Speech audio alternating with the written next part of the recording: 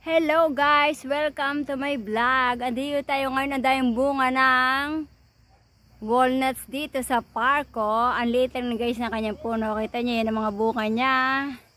Ayan, ang lalaglag na. Bagong bunga lang siya. Maliit lang guys ang puno. Eto, ganyan lang siyang kaliit. At yan na. Ayan ang mga bunga niya. Yan ay mga ngitim. Kusang mahuhulog. Okay. Ayan. Malilinggit pa siya guys. Ayan. May isa pa siyang puno. Kita nyo, ang linggit-linggit lang niya. Ito lang siya oh. Ito pa yung kanyang mga bunga. Hanapin natin. Ang dami niyang bunga yun. Hindi kasi natin abot. Ayan oh. Guys, hindi natin abot. Ito pa yung isa niyang puno. Kita nyo oh, ang linggit lang. Parang puno ng Indian. Pero siya guys ay puno ng walnuts. Okay, ito siya oh. Pag siya nahuhulog. Ayan, kita nyo yan. Kasi bagong bunga, wala yan laman. Ayan, ang dami niya muna mata ko.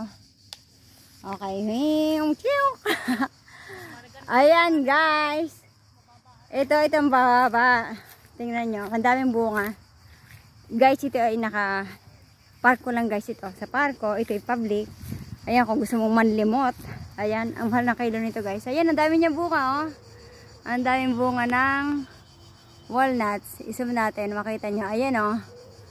Makikita natin, ayan, ang daming bunga. Ito yung mukhang antutuli kapag siya ay matikas. Matikas guys ang kanyang balat. Ang daming bunga yan nasa dulo. Ang dami. Oh, ang daming bunga. Oh, hitik na hitik. Tapos guys, walang kukuha niyan.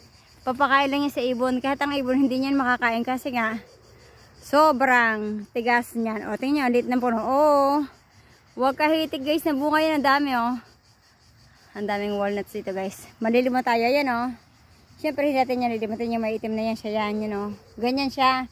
Tapos, bubuksan mo yung itim na yan. Tapos nandun yung laman, may matigas doon. Na parang niyog. Yung pa ang isang puno niya, kasi liit din niya. Ayan o, ang daming bunga sa taas. Ayun, ang daming bunga, tayo nyo. Ang daming bunga yan o. Oo. Oo, ang daming bunga, kita nyo. Ang daming bunga. Malilimot tayo dito ng walnuts. Hindi na tayo kailangan bumili. Ayan.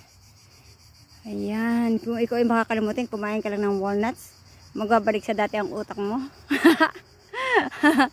Ayan guys, ayan, thank you all for watching. Bye bye.